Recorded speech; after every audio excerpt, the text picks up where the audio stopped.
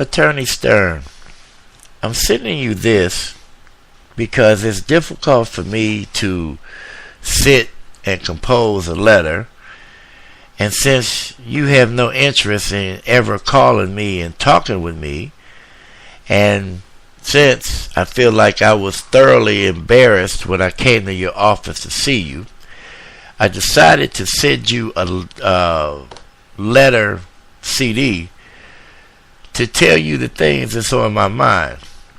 Now, when I was dealing with Attorney Stillman, him and I never talked.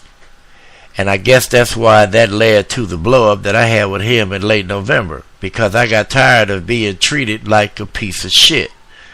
And I'm not going to allow anyone, man or woman, black or white, young or old, to ever treat me like shit after today.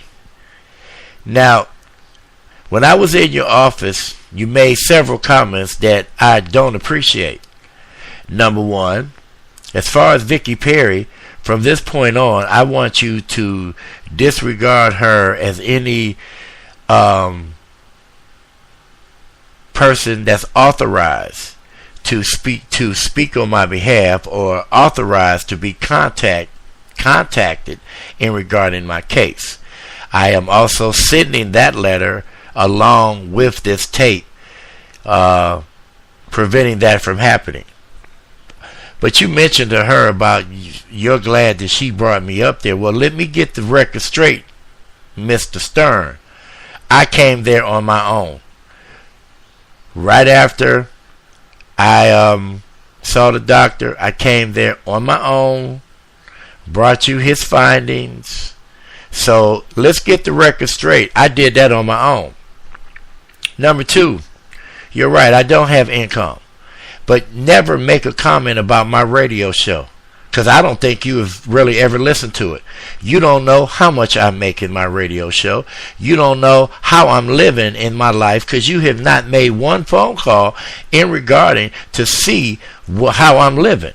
So don't ever make a public statement like that in front of me and you don't have anything to back it up with, because you know nothing about me. You have not taken the time to sit down and talk with me. You are as bad as Stillman is, because I don't hear from you. Now, some other things that you need to put in your mouth and chew it and taste the quality of it.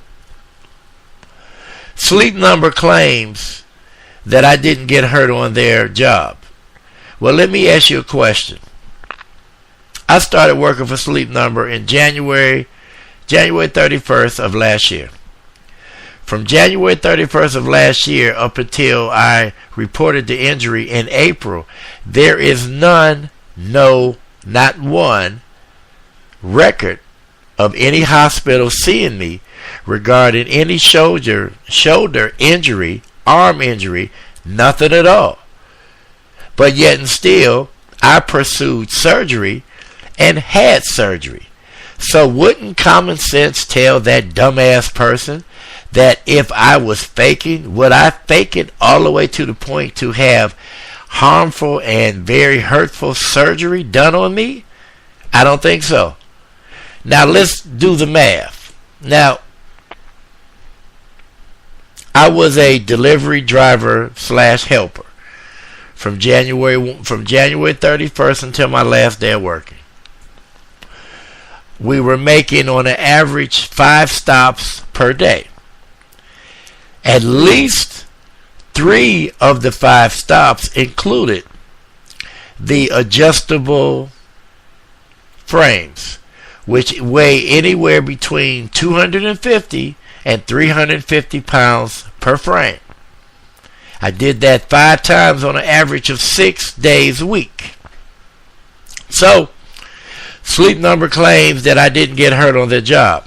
Well, where else would I be at home that I'm lifting up to 350 pounds a day in my home to get injured?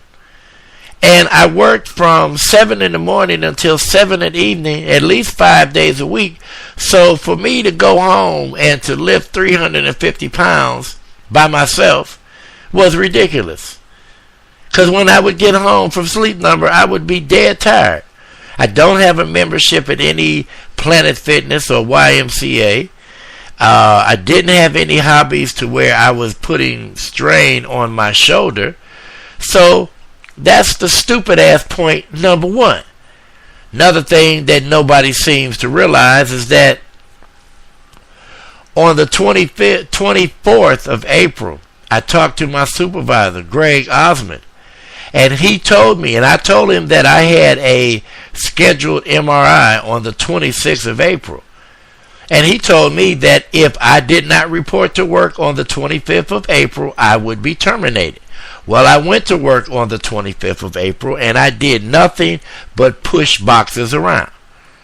Now, dumbass point number 3, there were 2 drivers that may or may not still be working there. I don't know. One is Jason Locklear, and the other one's name is Jason. Now, Jason Locklear took time off because of a back injury. But I also have him on tape, my phone, stating that he had got his back hurt in high school, and anytime he needed time off, he would fake a back injury. And another employee, Fred Wolf, I remember the day that I first got hurt. We were delivering a complete mattress and bed in Jackson on March 17th or something, and that's when I first felt the pop in my shoulder, and that's when the first pain came. But I didn't stop working. I kept working. I figured that it was strain. It wasn't until April that I couldn't lift my arm. Now, these points right here were never said anything by Attorney Stillman. And I doubt if you're going to say anything about them, because I don't have trust in attorneys anymore.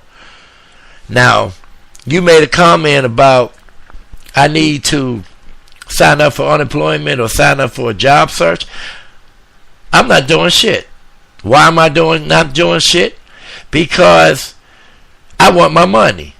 Okay? Now, I have to get ready to go through 6 weeks of painful rehab therapy.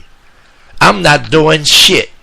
I'm not going to look for a job until Dr. Suzman releases me to go back to work. And another thing, what you need to know is both him and Dr. Khan has already given me a work release to where I can drive, but I can't lift over 10 pounds. So right there, that tells you I'm not going back to work for Sleep Number. And I don't give a damn what they do. I will never work for Sleep Number again, because these people screwed me out of my money. Why is it that everybody else that I had went to, both of the workman's comp surgeons, my doctor, Dr. Suman, and a person in the street, can tell me that I have a major lawsuit, but you're my attorney and you ain't doing nothing about it? If you really cared about me, then you would have made a call the day that I had my surgery and told them, look, we need to get Mr. Wilson some money. But no, instead, you sit back there and you do nothing. Just like Stillman did nothing. Well, I'm going to tell you right now. I found out that I cannot pursue a personal injury suit as long as this workman's comp thing is going on. So I can't wait till this is over with, because I am going to seek a personal injury suit for damages. I'm going to seek a personal injury suit for pain and suffering, because I've been going through pain for over a year, and I've been suffering now with this injury before, during, and after for well over a year. So my thing to you is that you need to get it together. Now, it's too late in the game for me to drop this suit and get another attorney, because I've already put 14 months of my life out on the table. But you need to get it together, and you need to do your job. You never one time called me to see how I was doing. Now, I sat there with you the first time I met you and heard all kind of people you talked to. But what about William Wilson? I don't know who you think that you're dealing with. You might think that you're dealing with some stupid ass, old ass nigger, but I'm not. You know what? I've grown tired of trusting white folks.